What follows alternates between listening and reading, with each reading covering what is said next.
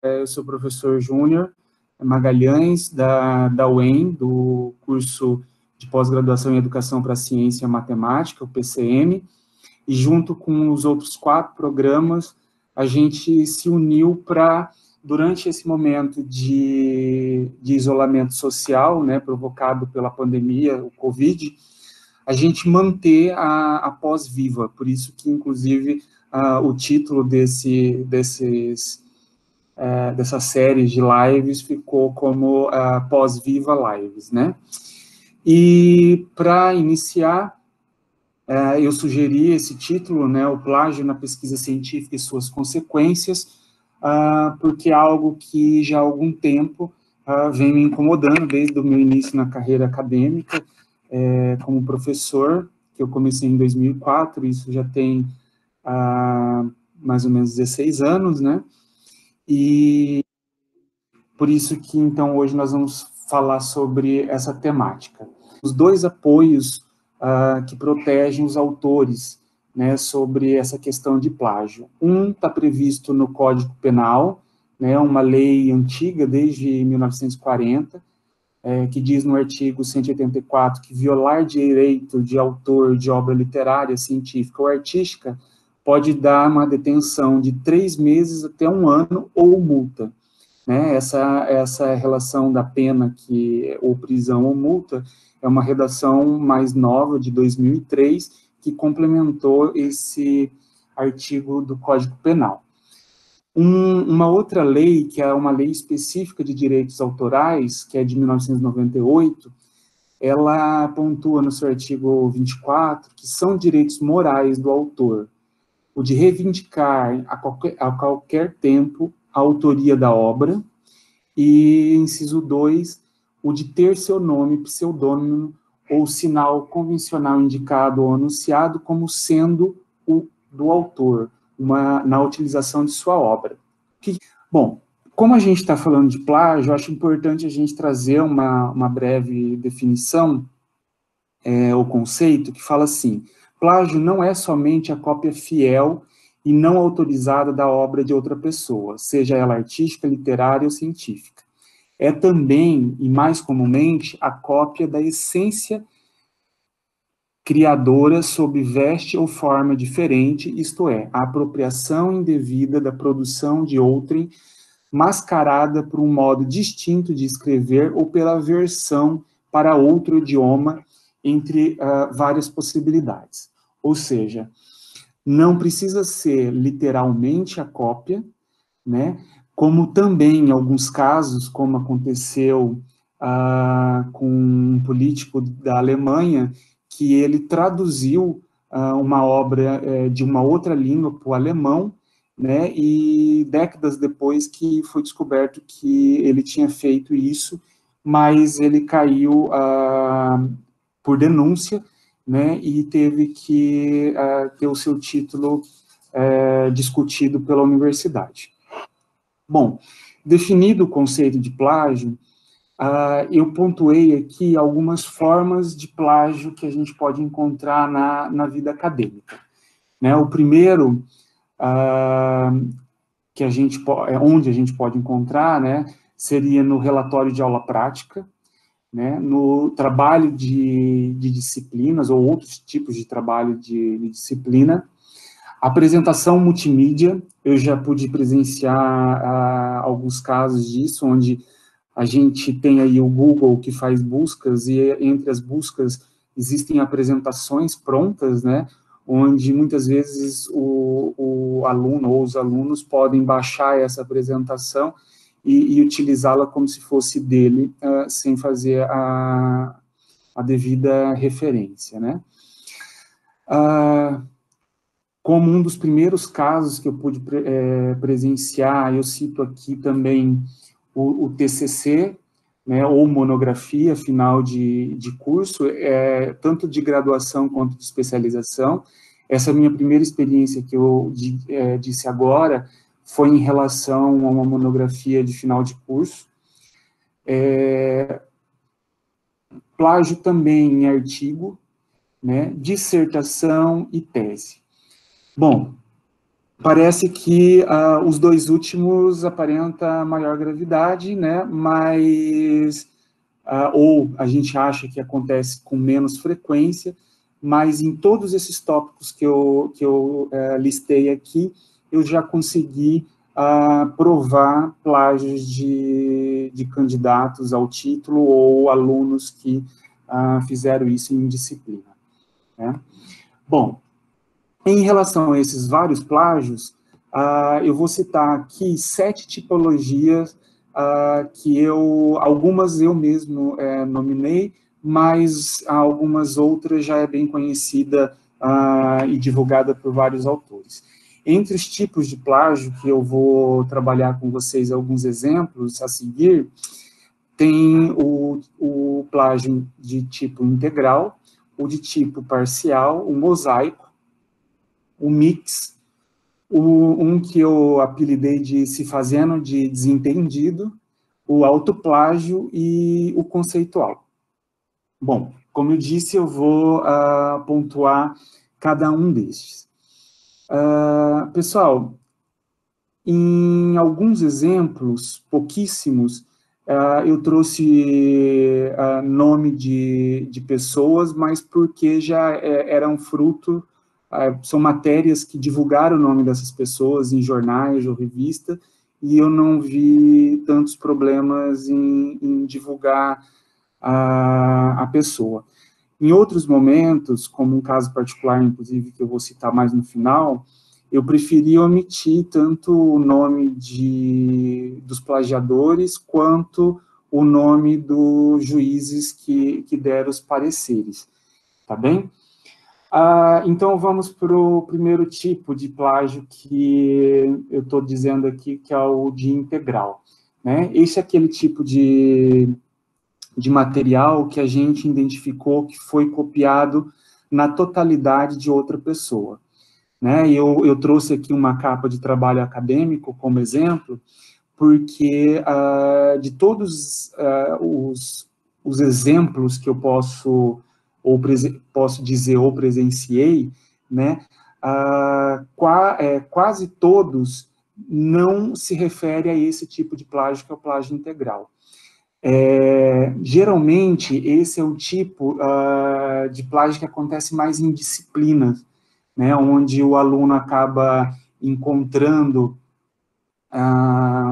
um trabalho pronto sobre um dado tema, né, na internet, e acha que o professor não vai descobrir e acaba copiando na íntegra este trabalho, né. Por exemplo, eu trabalho em uma das minhas disciplinas, eu trabalho passando um filme, que agora me falha a memória, mas, se não me engano, é Uma Mente Brilhante, e ao discutir o filme, fica como trabalho de casa, eles efetuarem uma resenha sobre o que o filme abordou e o que a gente discutiu sobre ele, né? E eu já identifiquei, não uma, mas posso dizer que várias vezes, cópias integrais de resenhas que tem disponíveis na internet. Esse é um exemplo, né? Em relação ao plágio parcial, é o tipo de plágio em que algumas partes de uma dada obra são copiadas e trazidas nesse trabalho do plagiador, né? Aqui eu identifiquei no lado esquerdo da apresentação um trabalho onde ele passou por um programa antiplágio, e esse programa ele identificou toda essa parte colorida como de um outro trabalho, por isso que está um número 1 ali. Esse número 1 é que está na referência 1 que o programa antiplágio me apontou. Então, é aquele momento em que o aluno resolve, no meio do texto autoral dele, resolver colocar alguns trechos de parágrafos de outros autores, né? Eu estou falando aluno, mas não é só aluno, não, né? Daqui a pouco eu vou mostrar os exemplos de vários autores e políticos conhecidos, onde a gente, ao longo da história, foi descobrindo que trabalhos deles foram plagiados. Na verdade, eles plagiaram nos trabalhos que eles entregaram para uma defesa ou numa publicação. O próximo plágio que eu menciono aqui é o plágio chamado de mosaico. Porque mosaico, ele vai intercalando autores e compondo um texto de diversas fontes, né? Porém, essas fontes não são indicadas. Então, perceba,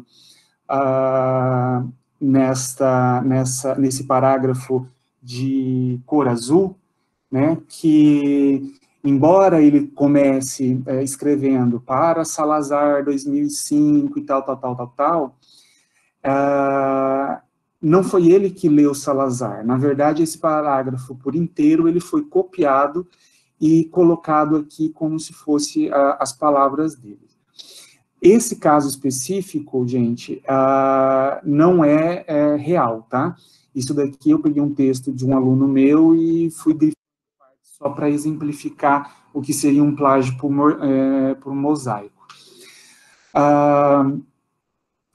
Vou dizer que, como professor, é uma das formas mais fáceis da gente identificar o plágio sem precisar de um programa autoplágio. Por quê?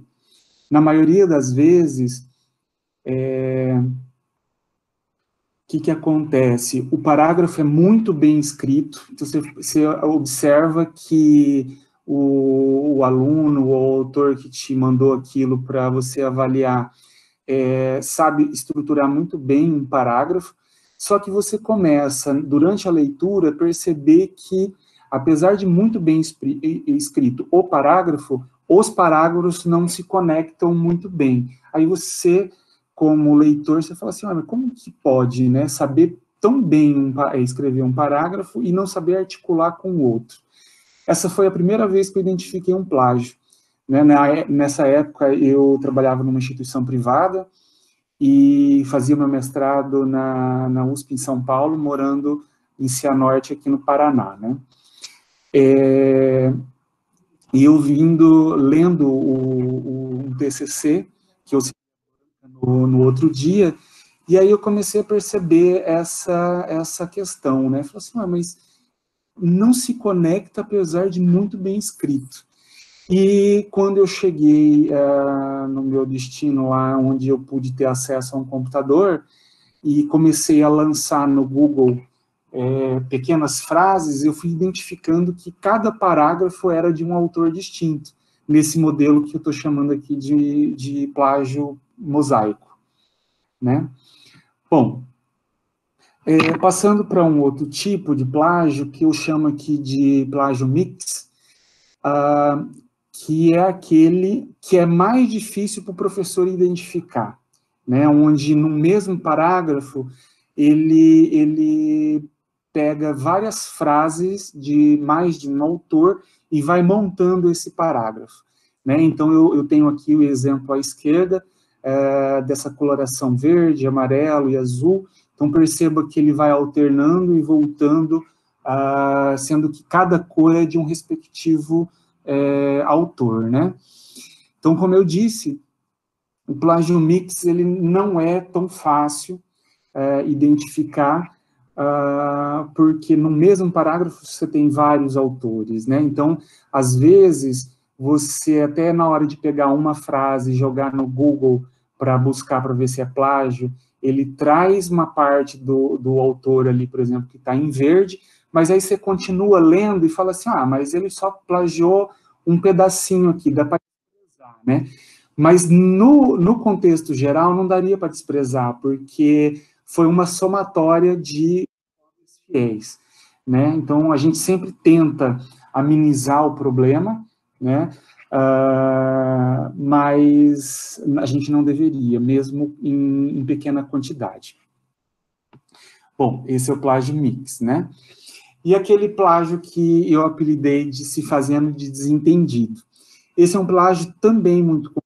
Eu já identifiquei em pelo menos 2 teses que eu fui banca, e muito comum também em trabalhos de qualificação de mestrado. Como seria? Né? Ele escreve o parágrafo, ele cita o autor, né? Mas ele escreve como se fosse uma forma de escrita dele, ou seja, aquilo que a gente chama de citação indireta, né? Ou seja, você conhece a essência da obra do autor, você escreve com as suas palavras e cita o autor, né? Então, isso é uma citação indireta.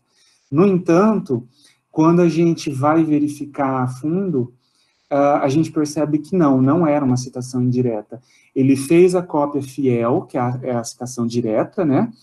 E cita o autor no final, né? Aí você pensa, mas é crime, considerando que ele citou o autor? É crime sim. Por quê? Nessa forma, ele está falando que a escrita, na verdade, é dele e não daquele autor. E, na verdade, é do autor. Então, é uma forma incorreta de se fazer e pode gerar, sim, uma implicação jurídica. No entanto, é menos grave do que aquela que você copia na íntegra, né? E não cita de forma nenhuma o autor, né? Às vezes, como esse ano eu pude presenciar um caso que é de plágio também, onde você começa a fazer a leitura, como eu destaquei aqui, ó, no autor que chama Brick 2000, e aí você fala assim, nossa, que legal, né? Ele teve acesso àquela obra e tal. E aí, na hora que você descobre que é plágio, você fala assim, poxa, né, você estava todo inspirado em fazer elogios porque ele consultou autor renomado ou obras consideradas importantes da área e tal, mas aí você vai ver que até o autor, a forma de citar e etc., foi copiada na íntegra. Bem, um autoplágio. Nesse caso do autoplágio, eu trago uma referência a um autor conhecido no Brasil, um político conhecido no Brasil, né? Mas antes de falar dele, vamos definir então o autoplágio. Então, é quando o autor usa parte de algum material já produzido e utilizado por ele no passado para publicar novamente. Então, suponhamos que eu tenha publicado um artigo em 2007, né? E recentemente um editor me convidou para enviar algum material para a revista dele, que vai sair um número especial agora, e eu resolvo pegar parte disso que eu publiquei lá no passado. Não precisa ser na íntegra, tá? As partes também, já publicada, também merecem citação, mesmo que seja sua mesmo. E se você não está citando, você está cometendo o que a gente está chamando de autoplágio, né? E, então, se isso for publicado agora, desse trabalho lá de 2007, mesmo que em partes, isso implica, sim, plagiar. Claro que é um plágio que você fez de você mesmo, né? É polêmico essa história do autoplágio, porque há vários programas que discutem, por exemplo, se uma dissertação ou tese, né, defendida, se mais adiante você publicar, se isso é considerado um autoplágio, porque uma vez que você já defendeu a dissertação e ela está na biblioteca da universidade, né, então já é um material disponível, mas daqui adiante eu vou passar um trecho que um juiz deu um parecer em que a gente pode apoiar que, nesse caso, a gente não precisa considerar como autoplágio. Agora, se for material seu publicado, em revistas, jornais, etc., ou livros, né? Isso sim é autoplágio. E eu posso confessar a vocês que em muitas oportunidades, desde a minha graduação para o mestrado, para o doutorado, eu fui migrando algumas vezes de teorias, né? O mestrado eu trabalhei com teoria de currículo, análise curricular, no doutorado eu fui para a transposição didática e representações sociais, e ao estudar a fundo essas áreas e começar a identificar o que um autor especialista daquela dada área escreve, e ler muito material dele, eu comecei a perceber que é muito comum você, pelo menos, cometer um autoplágio aí de parágrafos. Ou seja, eu via que, olha, esse parágrafo aqui que está no artigo tal também está igual no artigo tal, sem a devida citação, né? Então, de certa forma, é comum. É claro que, se for um parágrafo ou outro, não geraria, por exemplo, a revista precisar reprovar um artigo ou cancelar a publicação desse artigo que já estava em evidência, né? No entanto, a gente tem que tomar cuidado porque, em casos como, por exemplo, um que aconteceu na Universidade de Maringá, que é a qual eu componho o corpo de docente, né, uma equipe de pesquisadores publicou um artigo onde somente uma figura que já tinha sido publicado num artigo anterior foi repetido, né, e a primeira revista descobriu, entrou com uma denúncia, e a universidade abriu um processo administrativo, e isso corre até hoje. Enfim, acarretou muitos problemas para alguns autores. Então, é algo que a gente tem que tomar muito cuidado. Mas ainda em relação ao autoplágio, por que eu trago aqui a citação do Gabriel Chalita, né? Chalita, que é um dos autores da área de educação e que publica muito.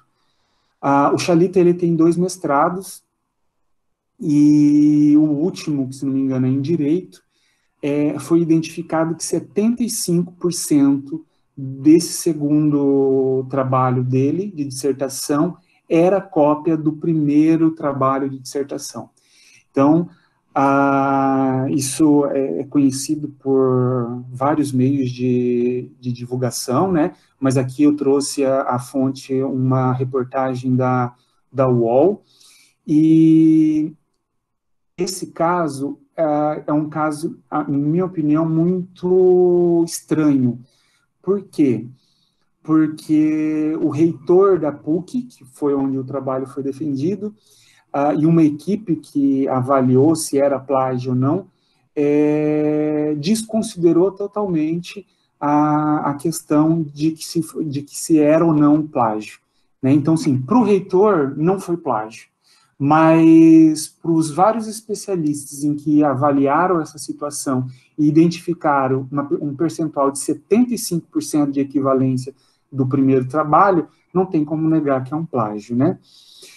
Em minha análise como pesquisador e professor acadêmico, eu acho que deveria ser, sim, um caso de um título cassado. Esse segundo mestrado dele, em minha análise como pesquisador, se enquadraria nessa questão de cassação do título. E mais um tipo, que é o plágio conceitual, né? Que é aquele onde a ideia de outra pessoa ela é copiada sem ser citada. Muito, mas muito comum em materiais acadêmicos, né? Seja na graduação, seja na pós-graduação. Então, quantas vezes a gente tá lendo lá a pessoa falando que o objetiva, por exemplo, a aprendizagem significativa, e para que isso chegue a acontecer, tem que se identificar o subsunsor, para que o novo conhecimento se conecte a esse sensor para formar um novo conhecimento, etc, etc. Mas em nenhum momento ele cita os autores que defenderam essa ideia ou essa teoria da aprendizagem significativa, né? O Nova, que o Moreira no Brasil, entre outros. Então, esse é um tipo de plágio conceitual que é muito comum a gente perceber e presenciar. Tanto que nós, orientadores, né, a gente muitas vezes comenta e fala assim, olha, mas esse parágrafo aqui está falando sobre isso e isso, mas não tem citação. De onde você tirou isso, né? Aí a pessoa fica desconcertada e tal. Por quê? É neste momento que a gente está cobrando. Olha, você tem que estar apoiado. Se você está informando algo que não é resultado da sua pesquisa, ou seja, é algo que está embasado em outras pessoas, você tem que citar essa pessoa, né? Você não tirou do nada. Bom, então eu passei por essas 7 tipologias, né, de plágio que eu mencionei aqui, e gostaria de apontar para vocês, muito rapidamente nesse slide, as formas da gente identificar um plágio. No lado direito aqui, eu simbolizei com a mão uma lupa para representar o próprio avaliador do trabalho acadêmico ou o próprio orientador do trabalho, né? Porque muitas vezes, quando a gente vai fazer a leitura, mesmo sem a gente já saber de cabeça, né? Porque a gente não é uma enciclopédia humana, né, que está decorando tudo que a gente lê. Então, a gente não é assim, olha, isso daqui está na página tal do Paulo Freire, por exemplo. Não é bem assim. Mas a gente desconfia, às vezes, por aquela questão que eu falei para vocês, de não haver uma conexão entre os parágrafos, e aí, quando a gente vai investigar, a gente descobre, né? Uma das formas de identificar é, sim, pela leitura que o avaliador está fazendo do trabalho. Mas as formas mais modernas de se identificar isso, e que são muito facilitadoras do processo, é através dos softwares de identificação de plágio, né? Então, hoje a gente tem vários deles disponíveis, seja da forma paga ou de forma gratuita, né? Eu só vou fazer, não é propaganda, mas eu vou citar 2 aqui de forma gratuita, aqui embaixo, um é o CopSpider, né, e o outro Doc versus Web. Ambos são disponíveis na internet, qualquer um pode acessar e passar os seus arquivos. Claro que, por serem gratuitos, por exemplo, a experiência que eu tive com o Doc versus Web, ele te dá um limite diário de caracteres que podem ser analisados, né? Então, por exemplo, se eu quero passar uma tese de um aluno que eu orientei, eu estou orientando, que tem 200 páginas, provavelmente eu vou ter que quebrar o documento em pelo menos uns 3, e fazer em dias diferentes a submissão da análise desses documentos, porque ele não aceita num dia só, porque é uma forma deles vender o produto deles, né? Os outros 2 de cima são programas privados, ambos eu já utilizei. O Turnitin, que a Universidade Estadual de Maringá, ela comprou e disponibilizou para todos os professores da pós-graduação no ano retrasado. Eu achei um programa muito detalhado, eu particularmente sou fã dele. E o Plagios, que é o que eu uso hoje, porque a universidade não renovou o contrato com o Turnitin, e o Turnitin não tem contrato individual. Eu procurei, e só grandes corporações conseguem comprar, acho que por ser um programa caro, né? No Brasil, eu sei que a USP tem, a Federal do Rio de Janeiro tem, a Unicamp, Unesp, talvez, eu não me falha a memória. O Plágios é barato, não vou ficar divulgando valores aqui, mas quanto mais gratuito e mais barato, a gente fica mais desconfiado na qualidade de análise, né? Eu não posso reclamar, mas também não confio em 100%. Então, muitas vezes eu prefiro fazer a minha avaliação lá buscando no Google. Aqui eu tenho um exemplo de uma análise. Essas 4 linhas aqui significam que são 4 artigos que eu fiz avaliação no dia de ontem, né? Então, por que eu estou chamando aqui para o cuidado? Porque percebam que aqui o programa me indicou que quase 40%, quase 30%, quase 60% e 33% de suspeitas. No entanto, esses 4 artigos, que são artigos meus já publicados, já estão publicados, já estão disponíveis na rede. Então, mesmo disponíveis, o programa acusou uma baixa correlação de plágio, né, com exceção desse de 59, mas em minha forma de ver, né, o programa deveria acusar aí 100%, né, e não foi algo que aconteceu. Bom, e a forma mais... na verdade, a etapa mais curiosa disso tudo, que é o que acontece quando você plagia um trabalho, né? Quais são as consequências disso? E para discutir essas consequências, eu trouxe alguns exemplos. Então, vamos lá. O primeiro exemplo, que é um dos mais divulgados no Brasil, é o caso de uma demissão de um professor da USP e o título de doutorado cassado, né? Então, foi um caso muito divulgado, né? Aqui eu tenho uma matéria da UOL e uma matéria da Folha, que complementam esses dados que eu estou passando para vocês. E esse artigo foi o seguinte, ele foi publicado em 2008, está aqui do lado direito, ó, em 2008 pelos professores da USP, inclusive incluía uma vice-reitora ou uma ex-reitora, uma coisa assim, da universidade, muito conhecida. E aqui seria o primeiro artigo publicado em 2003 por professores da Federal do Rio de Janeiro. Então, neste caso aqui, o plágio foi em relação às figuras, né? Então, percebam que existe muita correlação, né?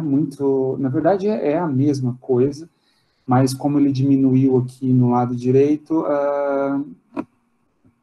não é tão perceptível em termos de dimensões, mas em aparência na verdade, a mesma foto.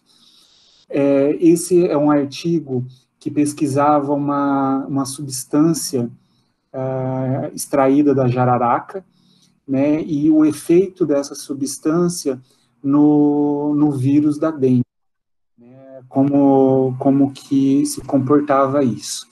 Envolviam 10 pesquisadores, mas somente 2 foram condenados. Condenado o professor, que era o orientador da tese, e isso acarretou na demissão dele da universidade. E depois a universidade decidiu pela cassação do título de doutora da aluna. Então, era uma aluna que tinha defendido na Faculdade de Ciências Farmacêuticas da USP de Ribeirão Preto. Tá bem? Bom, mais um exemplo. Esse é um exemplo da ministra da Educação alemã, né, a Annette. Houve uma repercussão muito grande sobre uma denúncia que ela haveria plagiado um trabalho dela, que é a tese, né, defendida na Universidade de Düsseldorf, na Alemanha, em 1980. Então, veja, olha, ela defendeu em 80 o seu doutoramento, e só em 2013 que identificaram partes copiadas da tese, na tese, na verdade. E isso acarretou, né, num pedido de demissão por ela. Este outro caso, também divulgado em 2013, é de um professor espanhol que plagiou o trabalho da aluna. Então, percebam vocês que, em maioria, aqui nas duas salas são alunos, né?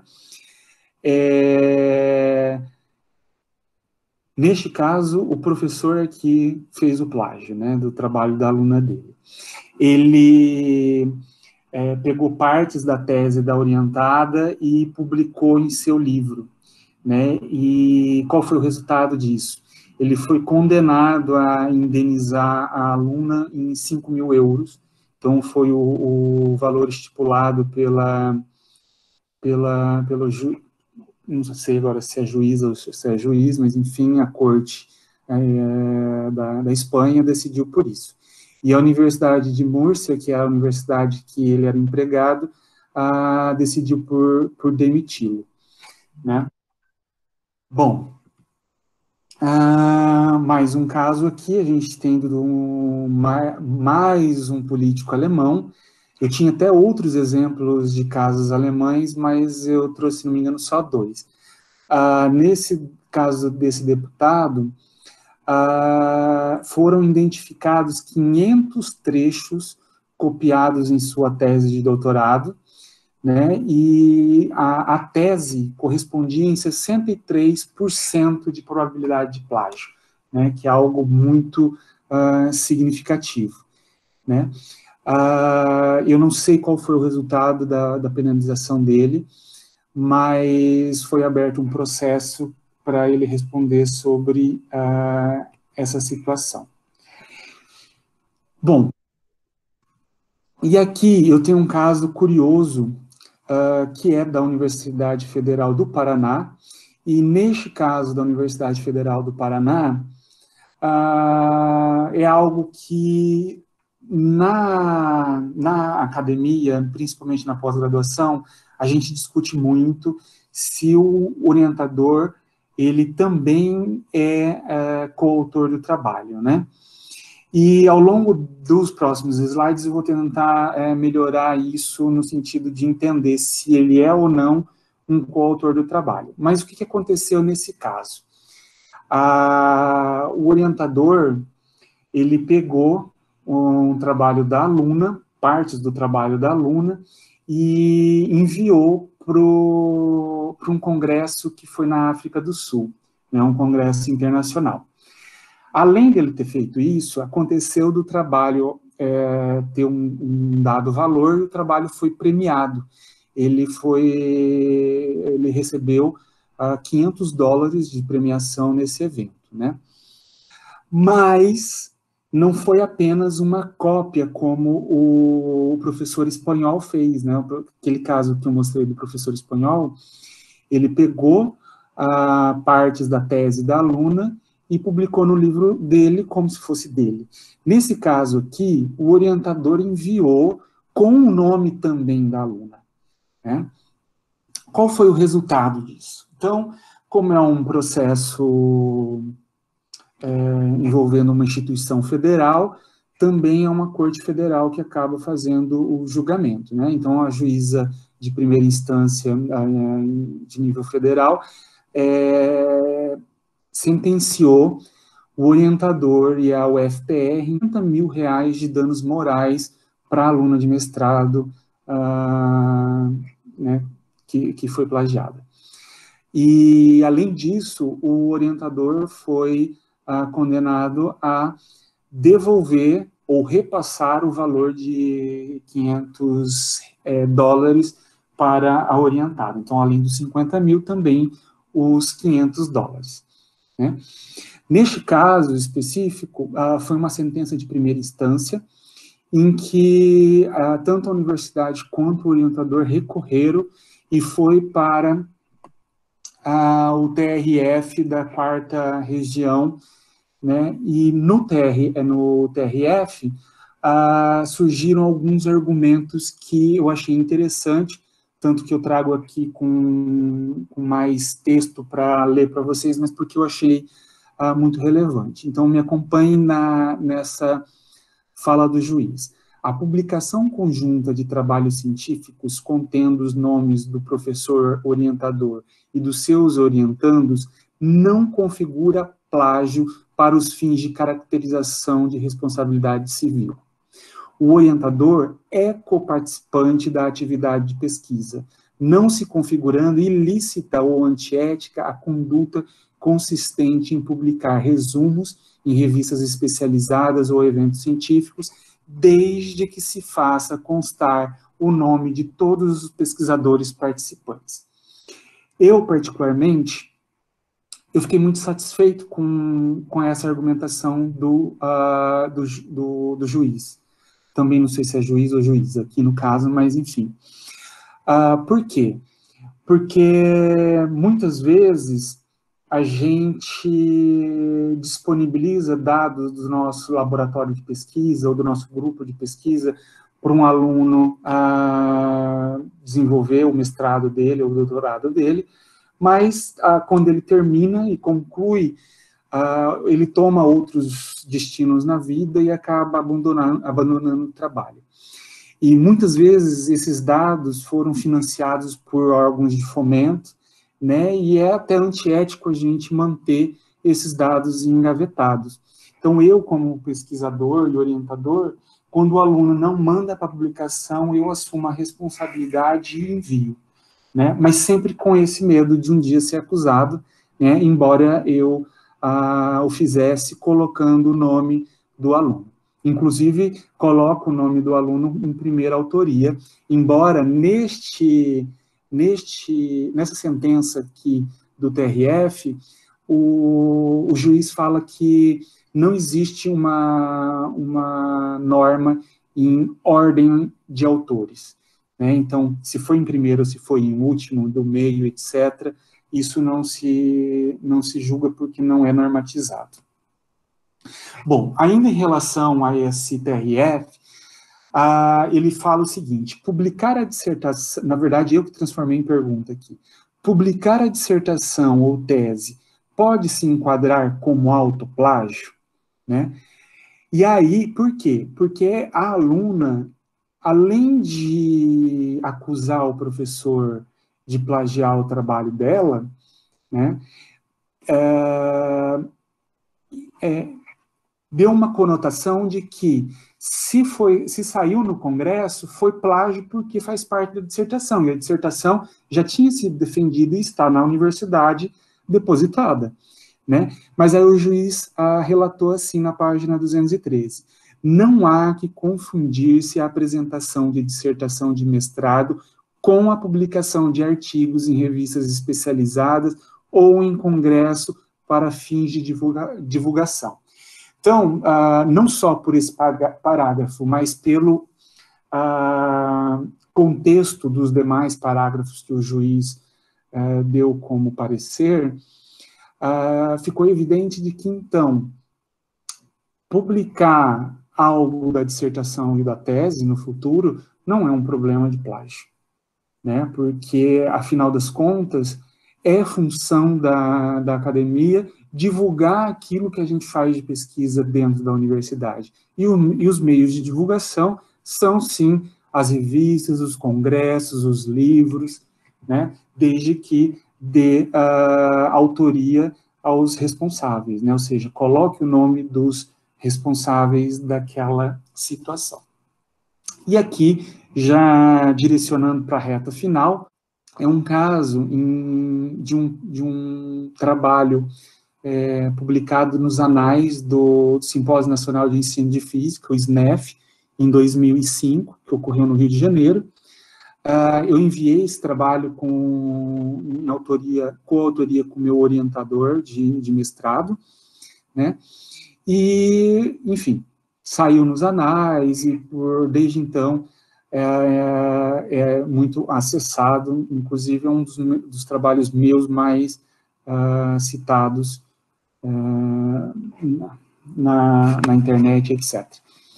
Bom, o que Esse trabalho, ele foi plagiado anos depois, né?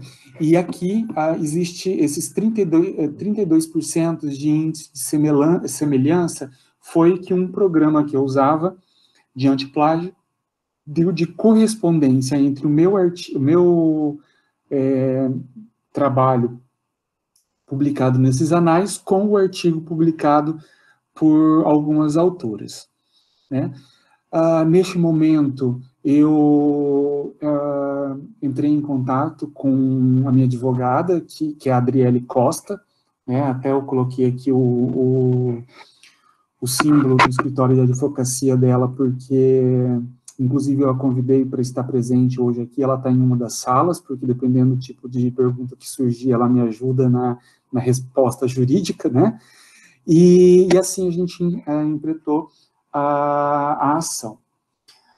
Então, veja aqui, ao lado esquerdo é o trabalho, o meu trabalho, né, como orientador publicado no IMPEC, em 2005, e no lado direito, o trabalho publicado pelas autoras. Então, eu preferi não suprimir o nome dos autores, tá bem? Mais uma vez falando, porque eu não quis evidenciá-las. Então, existe muita correlação, toda essa parte em destaque vermelho é de correspondência, né? Eu chamo atenção para alguns pequenos trechos que foram alterados. Por exemplo, do lado esquerdo aqui, eu tinha colocado, segundo o Kaziushik, optei por não colocar o ano, porque aqui no final do parágrafo eu coloquei opt-cite, que significa que foi citado acima, né? E quando elas fizeram o plágio, elas preferiram simplificar e, ao invés de colocar o opt-cite lá no final, colocaram já o ano ali novamente, né, mesmo estando lá acima. E uma outra situação aqui que como aqui nesse trecho do meu artigo, eu fiz uma citação direta, entre aspas, né, por obrigação ou por normas da ABNT, a gente tem que colocar a página. Elas tiraram a página e publicaram a mesma citação direta, no entanto, sem a página. Então, identificando que, além de copiar, ainda fizeram errado, né? Só quis destacar isso, porque até hoje dá uma certa raiva de relembrar esse episódio. Bom, resultados na justiça, né? Por incrível que pareça, mesmo tamanha evidência, um programa, um software identificando os 30 e poucos % de correlação, eu perdi em primeira instância, né? Mas como era algo que me provocou uma certa indignação tamanha, eu preferi investir em gastos e recorrer em segunda instância, e assim a minha advogada, Adriele Costa, fez, e eu ganhei em segunda instância. E aí eu trouxe alguns trechos do juiz, na verdade, nesse caso foi uma juíza, que ela disse assim: o início do prazo prescricional se dá na data de conhecimento do ilícito. Por quê? Porque as autoras disseram que o meu trabalho era de 2005, e os trabalhos delas, no caso, foi publicado em 2011, mas a ação só entrou em 2018. Então, de 2011 até 2018, elas pediram que já estava prescrito, né? No entanto, a juíza considerou isso, bem porque na lei de autoplágio diz que não existe um prazo de prescrição, né? Neste caso, a partir da data do conhecimento ilícito. Continuando aqui, os trechos escritos pelo autor em coautoria são deveras muito próximos e, em parte, iguais àqueles escritos pelos réus. Aliás, há várias partes em que houve cópia ipsiliteris de determinada frase ou apenas mera inversão de colocação do verbo. Então, nesse caso, e neste nível em segunda instância, A juíza ela fez uma leitura muito minuciosa e percebeu que mesmo inversão ali de palavras, etc., ainda caracterizava plágio, né? Não se pode dizer ainda que é apenas mera ideia em comum, posto que as mesmas citações são verificáveis nos dois artigos científicos, e não são poucas, ressalto. Isso porque elas argumentaram que, na verdade, aquilo tinha sido apenas uma coincidência, né? E em determinado momento até me acusaram de que se houve plágio, fui eu que plagiei a professora Miriam Krasuchik no livro dela. Mas o livro da Miriam é de 1987. E no trecho que eu mostrei para vocês há pouco, havia citações de 2003, né? Sendo que eu publiquei em 2005. Bom, ainda dos argumentos jurídicos, o que eu acho importante relatar com vocês, a juíza ainda continua. Houve cópia por parte dos réus de parte da obra literária do autor, devendo responder pelos danos morais decorrentes de tal atitude, já que o ato praticado rasga a autoria intelectual do autor conquistada pelo seu labor. Aliás, tem-se que a reprodução dos termos sem uma sequer nomeação da autoria importa em prática ilícita, na tentativa vil de transformar o trabalho e pensamento de outrem como seu, motivo suficiente para gerar danos de ordem moral. Bom, para finalizar, a juíza também coloca da lei de plágio, no artigo 108, que fala: quem, na utilização por qualquer modalidade de obra intelectual, deixar de indicar ou de anunciar como tal o nome, pseudônimo ou sinal convencional do autor e do intérprete, além de responsável por danos morais, está obrigado a divulgar-lhe a identidade da seguinte forma. Aí, na verdade, existem as formas, por exemplo, se foi num jornal que houve um plágio da sua obra como autor, esse jornal ele tem que publicar em 3 números seguintes uma retratação do plágio que foi feito. E existem outras modalidades que esse artigo prevê. Hoje, eu encontro ainda em um impasse em relação a esse artigo. Por quê? Porque, apesar de ter ganho, e eu fui indenizado num valor, se não me engano, de R$6.000, mas corrigidos de 2011 a 2019, que foi o resultado da ação, que isso foi cerca de R$12.000. Apesar de ter sido indenizado nesse valor de R$12.000, eu ainda me sinto ferido no sentido de que a obra, o artigo delas continua na revista, e eu pedi para a revista, para a editora da revista, publicar uma nota de retratação mostrando que os parágrafos, né, tais e tais daquele artigo são dos autores tal e tal, que sou eu e meu orientador. A revista me negou esse direito, e a minha advogada está providenciando agora um pedido judicial para que isso seja feito. Bom, gente, infelizmente a gente estourou o tempo, né?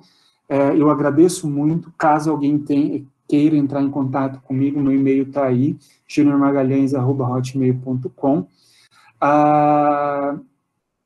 Lembrando que aqui eu estou representando o PCM, né, que é o Programa de Educação para a Ciência e Matemática, nível de mestrado e doutorado da UEM, e o meu grupo de pesquisa, que chama Cienciar.